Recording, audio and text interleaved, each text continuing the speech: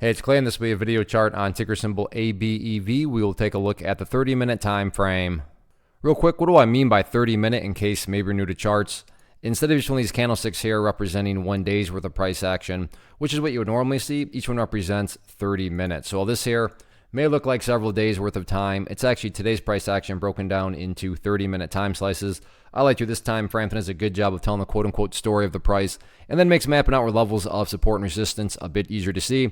Don't mean to state the obvious, but I will anyways. Monster movement today, not only from the price action point of view, but you look down here at the volume and well above average volume on the day. So a lot of eyeballs on it. So let's map out some levels of support and then we can talk levels of resistance. So the first level of support is what I would call the ideal level. When we say, hey Clay, what would make this chart look the absolute strongest going forward? And that would be if the price can stay up here above $4.72. Now, don't get me wrong. If the price falls below $4.72, I'm not saying the entire chart is destroyed or ruined or anything like that. But yeah, if the price could manage to stay up above that level, that would definitely be a massive sign of power going forward. Taking a step back and looking at all this from the bigger picture point of view, that is where the purple line there comes into play, the 50-period simple moving average. Keyword being moving. So as time goes by, this line here is going to move itself higher and higher. And, you know, the key with that is it's a great way to judge the health of the overall move. That right there being defined as the move. So in other words, as long as the price stays above that line, as the line itself moves higher and higher, then the bulls are in full health, the bulls are in full control. However you can best visualize that, that is what is being represented. Again, yeah, staying above 472 would be great, but from the grand scheme of it all, as long as the price stays above that purple line, then the bulls are 100% in full control of the chart. What about areas of resistance going into next week?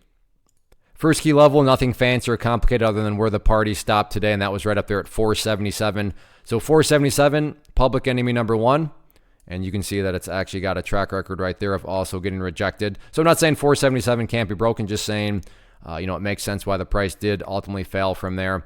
If the price can get up through 477, though, next key overall level right up there at $4.81. All in all, though, anyway, look at, like I said, great volume today, great price movement, and a whole lot of eyeballs watching this one. So let's see going into next week if the price can build upon this momentum or not.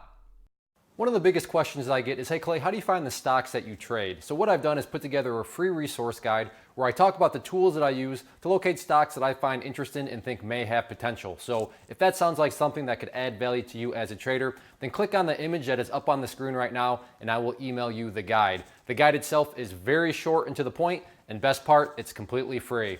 Thanks for watching the video. Let me know if you have any questions.